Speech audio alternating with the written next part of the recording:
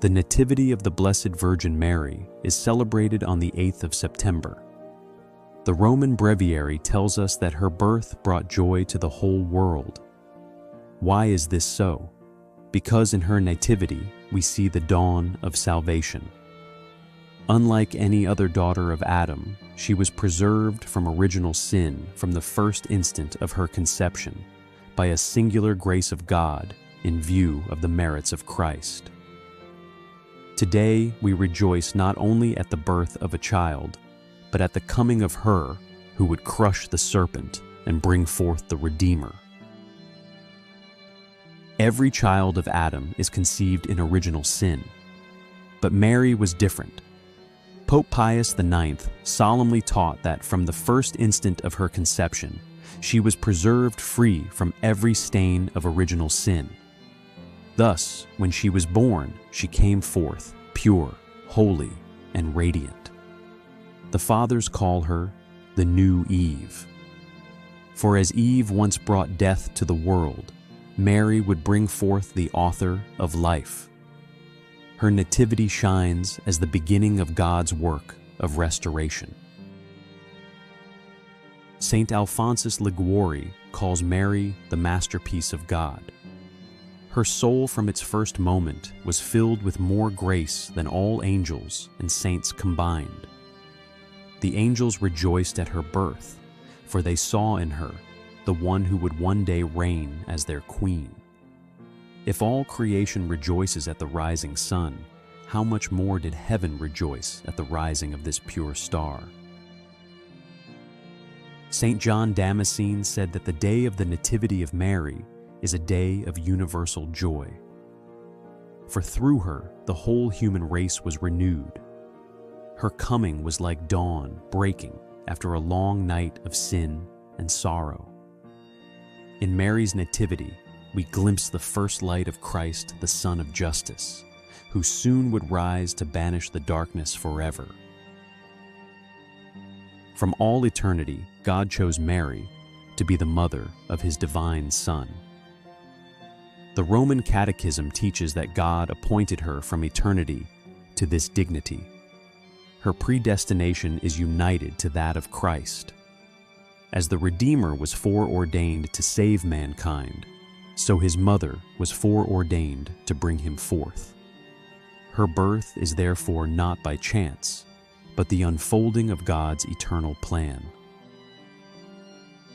Even in the weakness of infancy, heaven saw her greatness.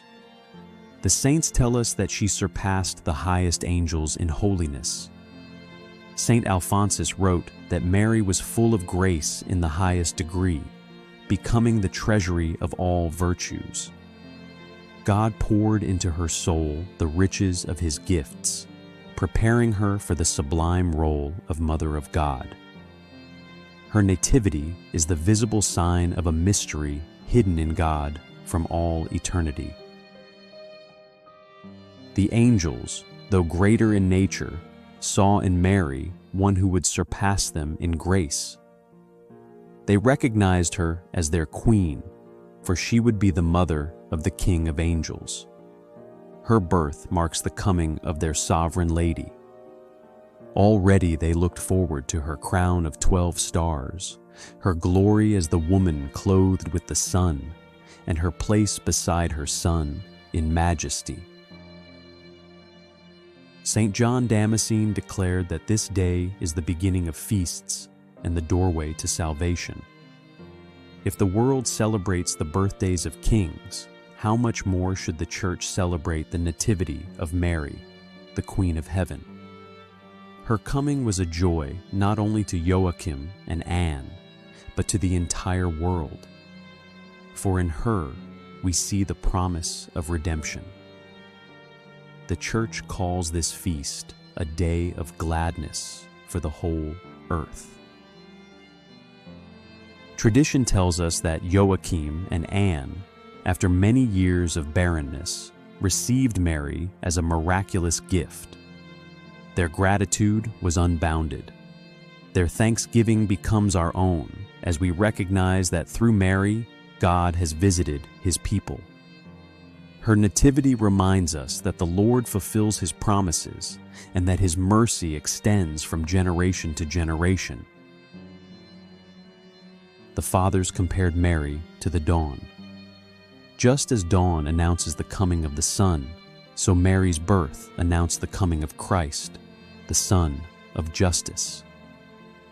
The night of sin had covered the earth, but with Mary's nativity, the first light appeared. Her birth stands as a beacon of hope, assuring us that the long-awaited Redeemer is near. The angel Gabriel would one day greet her as full of grace. But even at her birth, she was already adorned with every virtue. The Catechism of Trent teaches that she was enriched with such a fullness of grace that no greater could be imagined short of the divine nature itself. Saint Alphonsus said that Mary is the most perfect work of God's hands. Even as a child, she was more glorious than all the choirs of angels combined. The saints compared Mary to a garden enclosed, filled with every virtue. Her birth revealed a soul already clothed in purity, humility, obedience, and charity. She did not have to grow slowly into sanctity as we do. She began her life radiant with the holiness fitting the Mother of God. This privilege shows us how carefully the Lord prepared her for her mission. The book of Revelation describes a woman clothed with the sun and crowned with 12 stars. The Church has always seen this image fulfilled in Mary. Even at her nativity, heaven anticipated her glory as Queen of angels and saints. Her birth was not only the beginning of her earthly life, but the foreshadowing of her eternal crown. In celebrating Mary's birth, the Church teaches us to turn to her as our intercessor. The Baltimore Catechism says that we honor her as our mother and advocate with her divine Son. As she once interceded at Cana and obtained a miracle from Jesus, so she continues in heaven to present our needs to him.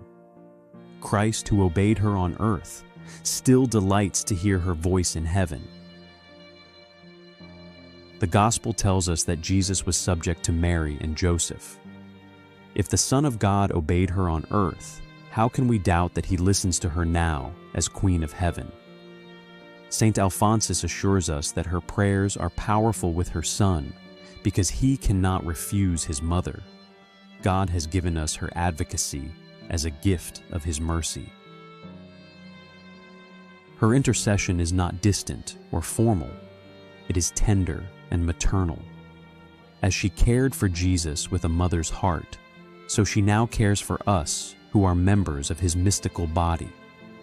She prays for us in trial, consoles us in sorrow, and guides us toward heaven. In her birth we find hope, for she has been given to us as a mother full of compassion. Mary's greatness was already foreshadowed at her nativity. The saints call her higher than the heavens and more pure than the light of day. Her dignity as Mother of God raised her above every creature. The book of Revelation shows her crowned with 12 stars, clothed with the sun and with the moon under her feet.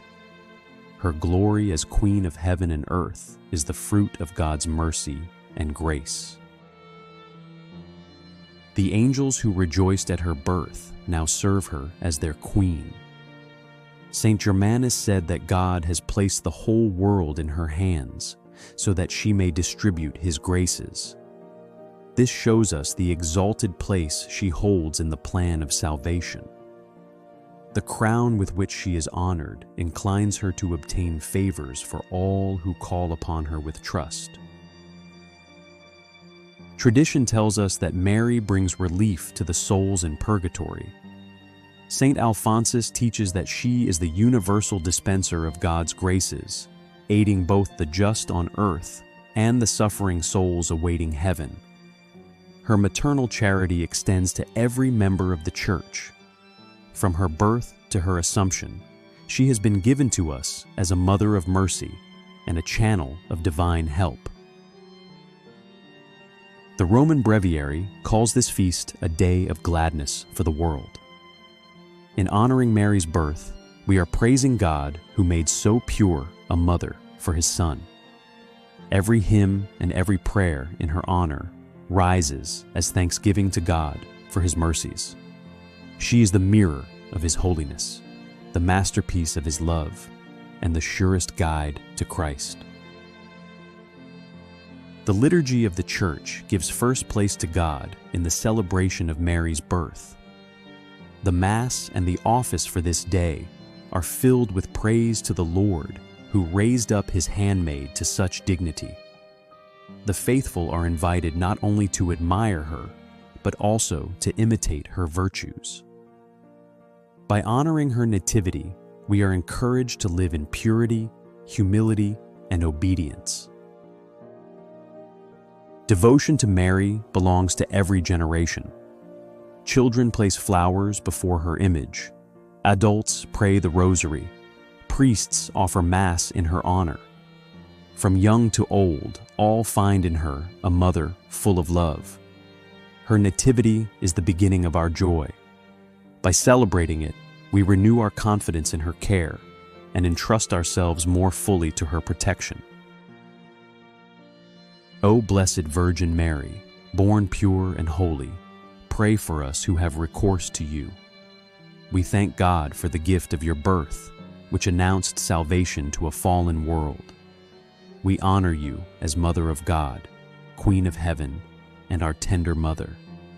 Be our advocate before your Son. Guide us in virtue. Obtain for us the grace to love Jesus above all things. As we celebrate your nativity, we entrust our lives to your maternal care, confident that you will lead us safely to Christ.